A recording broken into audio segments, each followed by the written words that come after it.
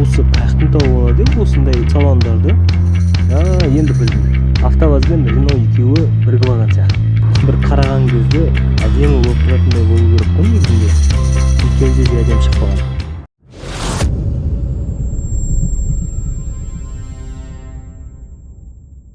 Ал, ассалаумағалейкум достар.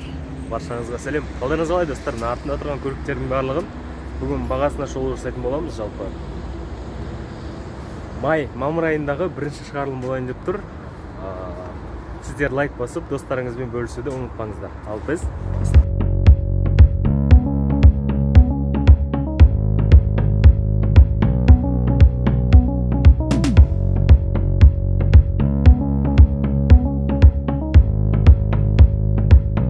бірінші машинадан бастайық. Toyota Camry шиповный тағаланған бағада, тағаланған доңғалақтарда.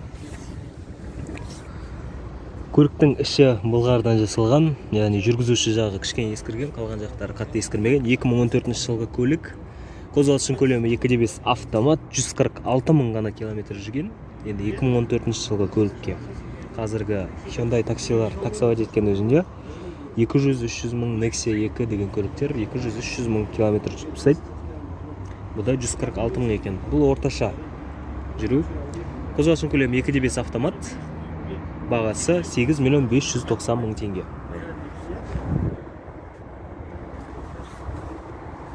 Келесі бізде осы Kia Cerato'ның соңғы моделі. Яғни бұл көлік сыртына қарайтын болсаң өте әдемі, жастарға арналған секілді. 2018 жылғы көлік 61 мың километр жүрген, қозғалыс көлемі 1.6 автомат. Іші былғардан жасалған, ескіріп үлгермеген. Жалпы бағасы 8 миллион 250 мың теңге. Яғни бұл молодежный, яғни жастарға арналған көлік деп айтатын. Түріне қарасаң да өте тартымды көлік. Өйткені бұл көліктің қозғалыс көлемі 1.6, кішкене үлкен жастағы адамдарға ұзақ жолға айдайтын болса кішкене шаршатып жібереді. Келесі бізде Kia Optima. Яғни мынандай защиталар орнатылған екен. Көліктің ішіне назар аударатын болсақ, іші матадан жасалған, қатты ескірген, тозып кеткен деп айтылмаймын. Көлік 2012 жылы 120 мың километр жүрген, қозғалыс көлемі 2.0 автомат. Бағасы 6 миллион 600 мың теңге. Вариатор бар екен. Яғни скорості көтеріп сүретіні. D-ның қасындағы плюс-минус дегені сол. Жалпы 6 миллион 600. Мындай сұр түсті екен. Қыстық баллондары. Toyota Camry 70-тік сұр түстісі. Яғни бұл көлік іші былғардан жасалған, көліктің іші ескірген деп айтылмаймын, яғни салондағыдай. Негізінде көбісінде жүргізуші жағы ескіреді көліктің, бірақ бұл жерде қатты ескірмеген, мүлдем ескірмеген, көрінбейтін шыққан. Сызылған-жазылғанда. 2018 жылғы 44 мың километр жүрген екен көлік. Қозғалыс көлемі 2.5 автомат, бағасы 13 миллион 990 мың теңге. Алдыңғы терезелерінде подогреві бар екен. Яғни қыста қосып қойып, қарды ертесін. Келесі бізде Hyundai Tucson. Ақ түсі. Яғни соңғы модель емес, алдыңғы модель. Үсті панорама. Көліктің іші комбинированный, яғни былғары мен матадан араласып жасалған. Үстінде рейлингтары бар. Көлік 2014 жылы 160 мың километр жүрген екен. Қозғалыс көлемі 2.0 автомат, бағасы 7 миллион 890 мың теңге. Комбинированный салон, үстінде рейлингтары бар. Ал бізде келесі көлік Hyundai Accent'тің хэтчбэк шанағы. Яғни арқасы мынадай. Көлік 2013 жылғы 103 мың километр жүрген. Қозғалыс көлемі 1.6 автомат. Бағасы 4 миллион 550 мың теңге. Іші матадан жасалған. Іші тазаланған жалпы. Қатты ескірмеген. Іші де сыртында мындай кішкене сколдары бар.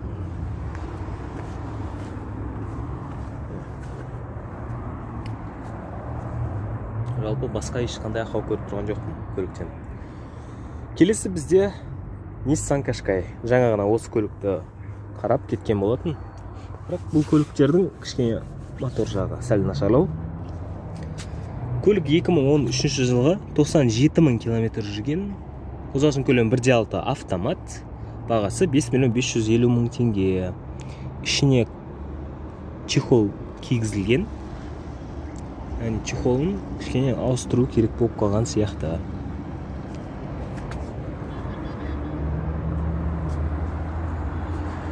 Негізі астындағы салоны матадан жасалған екен. Былғардан емес, матадан. Бетіндегісі жай чехол. Тапыстауға болады. Subaru Forester. Subaru Forester. Летний баллондарында. Үстінде рейлингтар бар, люк жоқ үстінде. Көліктің іші былғардан жасалған, жүргізуші жағы ескірген. Кішкене 2019 жылғы 53.000 км жүрген екен. Қозғалысының көлемі 2.0 автомат. Толық жетекті, бағасы 13 миллион теңге. Бізде Hyundai Tucson. Tucson қыстық тағаланған баллондарда тағалары кішкене түсқапты. Комбинированный салон. Яғни былғары мен матадан араластырып жасалған. 2012 жылы 150.000 км жүрген. Қозғалысының көлемі 2.0 автомат. Бағасы 6.990.000 теңге. Толық жетекті. 4 баллонда тартады. Сорт үстісі. Келесі бізде Toyota RAV4. Toyota RAV4. Титанды диск. Бетіне баллон қателеспесем. Көліктің іші матадан жасалған. Кішкене жүргізуші жағы отырылған көрінеді, бірақ қатты ескірмеген. Көлік 2015 жылға 59.000 км жүрген екен. Қозғалысының көлемі 1.6 автомат. Бағасы 10.400.000 теңге. Толық жетекті, үстінде рейлингтары орнатылған.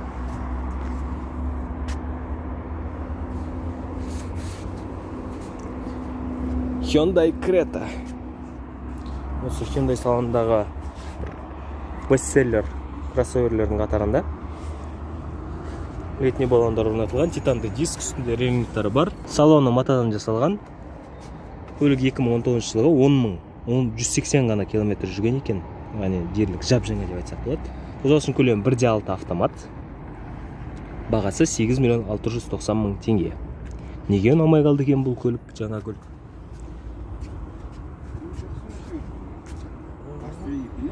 Достар, мынау Toyota Camry 50-ді алдыңғы шығарылымда көрсеткен болатын, сілтемесін осы үстінде тастап кететін болам. Келесі бізде Hyundai Accent. Hyundai Accent көк түсті, жай баллондар, бетіне қалпақ кигізілген. Көліктің ішіне назар аударатын болсақ, іші матадан жасалған. Автоматта көлік 2013 жылғы 73.000 км жүрген. Қозғалысының көлемі 1.6 автомат. 4.390.000 теңге. Бағасы алдыңғы жетекті. Яғни мынау номерге хабарласу керек. Келесі бізде Lada Vesta. Lada Vesta. Яғни қателеспесем, Priora'ның орнына шығарған моделі осы. ВАЗдың, автоваздың. Яғни жай баллондар орнатылған. Іші матадан жасалған, көлік механикада 2020 жылғы 30.000 ғана километр жүрген. Қозғалысының көлемі 1.6 механика, бағасы 4.950.000 теңге. Ақ түстісі. Renault Logan. Renault Logan ақ түсті. Жай баллондар орнатылған, бетіне қалпақ кигізілген. Көліктің іші матадан жасалған. Көлік 2014 жылы 160.000 км жүрген. Қозғалысының көлемі 1.6 автомат, бағасы 3.250.000 теңге. Мынау көлік. Келесі Volkswagen Polo. Volkswagen Polo жай дискілерде орнатылған. бетіне қалпақ кигізілген. Көліктің іші матадан жасалған. 2015 жылғы 81 мың километр жүрген екен.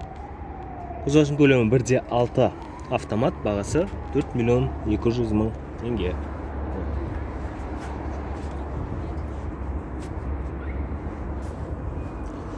Kia Rio X-Line. X-Line, яғни арқасы универсал болып келеді. Үстінде рейлингтер орнатылған. Жай дискілер. Ал көліктің іші матадан жасалған, жақсы жағдайда. Көліктің іші 2019 жылда 63 мың километр жүрген. Қозғалыштың көлемі 1.6 автомат. Бағасы 6 миллион 650 мың теңге. 4 терезесі электрон түрде ашылып, электрон түрде жабылады. Жалпы осындай, мынандай пластмассовый вставкалармен.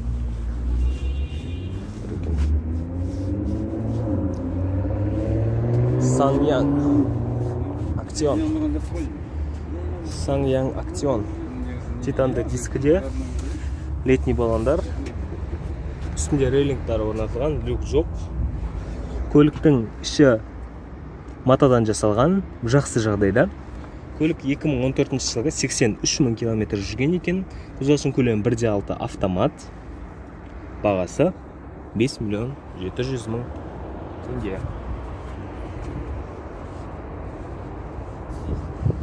Келесі тағы да бір Volkswagen Polo. Жай дискілер орнатылған, бетіне қалпақ кигізілген. Көліктің іші матадан жасалған. Қатты ескірген деп айтамаймыз. 2016 жылғы 38 мың ғана километр жүрген екен. 1.6 автомат, қозғалыштың көлемі, бағасы 5 миллион 750 мың теңге. Қол қоятын жерлер бар екен.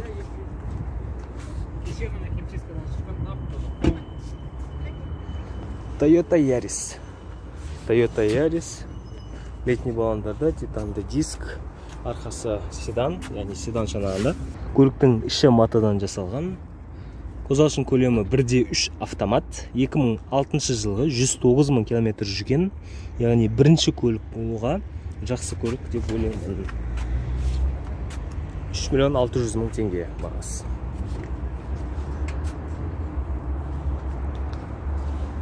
Келесі бізде Hyundai i30. Көлік 2014 жылғы 112 мың километр жүрген екен. 1.6 автомат. Бағасы 5 миллион 750 мың теңге. Мынандай қоңыр түсті. Мынандай қоңыр Mercedes 124-терде осындай қоңыр түсті болып келеді. Іші матадан жасалған, яғни жақсы жағдайда көліктің іші салоны. Яғни мынандай хэтчбэк бұл көлік. Келесі бізде Lada Granta. Жай баллондар, бетіне қалпақ орнатылған. Көліктің іші матадан жасалған, автоматта екен. 2019 жылға 60 мың километр жүрген. Қозғалыштың көлемі 1.6. Бағасы ровно 4 миллион теңге екен. Яғни менің ойымша 4 миллионға салоннан барып жаңа Грант алған дұрыс. Чем осындай 60 мың километр жүрген басқа біреуден айдап тастаған көлігін алғаннан гөрі жаңасын алған дұрыс деп ойлаймын. Samsung деген көлік. Осы көлікті да біз алдыңғы шығарылымда көрсеткенбіз. Сілтемесін тастап кетеміз, соға кіріп көрсеңіздер болады. Toyota Scion. Осы көлікті алдыңғы шығарылымда көрсетілді. Мына екеуі де көрсетілген болатын. Яғни шамамен 1,5 ай болды. 1,5 ай осы 4 көлік әлі сатылмаған. Келесі, мынау екі Chevroletті көрсететін боламыз. Екеуі де титанды диск орнатылмаған екеуіне де. Жай бетіне қалпақ кигізіліп, жай простой дискілер орнатылған. Көліктің іші матадан жасалған. Қатты ескірген деп айтамаймын, бірақ көліктің айдылған екені көрініп тұр. 2013 жылғы 101 мың километр жүрген, 1.8 автомат. Бағасы 4 миллион. Алдыңғы жетекті. Ал мынау, яғни бұл седан шанағында. Мынау көлік бізде ақ түсті. Бұл да ондай кішкене ақаулары бар екен. Шпаклевкасы түсіп қалған ба? Көліктің іші былғардан жасалған екен, мынау побаще. 2013 жылғы 142 мың километр жүрген. 1.8 автомат, бағасы 3 миллион 490 мың теңге. Яғни мына көліктің арқасынан қателеспесем удар болған, сондықтан бағасы алдынан да болған. Міне кішкене сәйкес келмей тұр көлік. Мына 4 миллион, мынау 3,5 миллион. Келесі бізде Lada X-Ray автоваздың шығарған көліктері. Титанды диск, тағаланған баллондар орнатылған. Көліктің ішіне назар аударатын болсақ, іші матадан жасалған. Осы қайықтың тауы болады, осындай салондарды бір қараған кезде әдемі болып тұратындай болу керек қой негізінде. Біреуге көрсетсең де ұялмайтын. Мына ішіне қарасаң, жамап қоя салған сияқты. Узорлары да әдемі емес. 2018 жылғы Lada X-Ray 52 мың километр жүрген, қозғалысының көлемі 1.6 автомат, бағасы 4 миллион 100 мың теңге екен. Анау автоматын көріп тұрсыздар ма? Механикадағы сияқты 1-2 деп жазуларын сол ұстайтын ручкасына қойып қойған да. Обычно автомат сияқты былайынан жазып қойса болмай ма? Қателеспесем, мына робот. Автомат емес, мына робот қателеспесем. Автост екен. Егер қателескен болсам, астына комментарийға жаза кетіңіздер, қайсысы робот, қайсысы автомат екен. Жанында сол автоваздың тағы да бір көлігі тұр. Lada Vesta Cross. Бұл да тағаланған дөңгелектерде 17-ші баллондар орнатылған екен. Қателеспесем, бұлар 15 или 14 пен келеді. 17 қойыпты. Титанды диск. Яғни көліктің 50%-ын енді диск келтіреді ғой. Көліктің іші жақсы жағдайда. 2020 жылға 27 мың километр жүрген, 1.6 механика. Яғни мен көрдіңіздер ме, осы жерде 1-2 деген жазулары бар. Автоматында дәл сөйтіп жазуын сол жерден қойып қойыпты. Бағасы 5 миллион 850 мың теңге. Яғни универсал екен. Үстінде мынандай рейлингтары бар.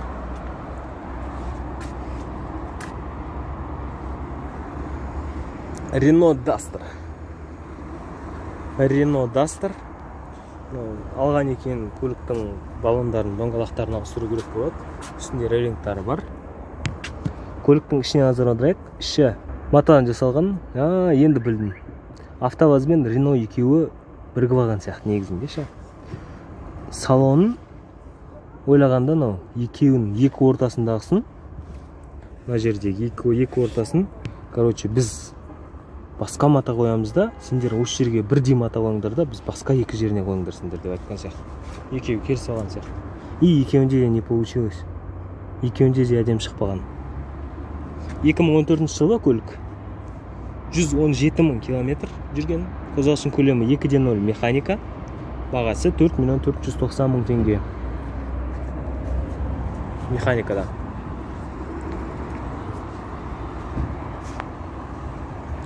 Hyundai Tucson. Титанды диск. Ретний баллон. Үстінде рейлингтар да жоқ, несі де жоқ. Іші матадан жасалған, яғни жақсы комплектация деп айтамайым. Қозғалысының көлемі 2.0 автомат, 2018 жылға 56 мың километр жүрген. Алдыңғы жетекті, бағасы 10 миллион 290 мың теңге. Іші қатты ескірмеген. Мынау бізде Nissan Qashqai.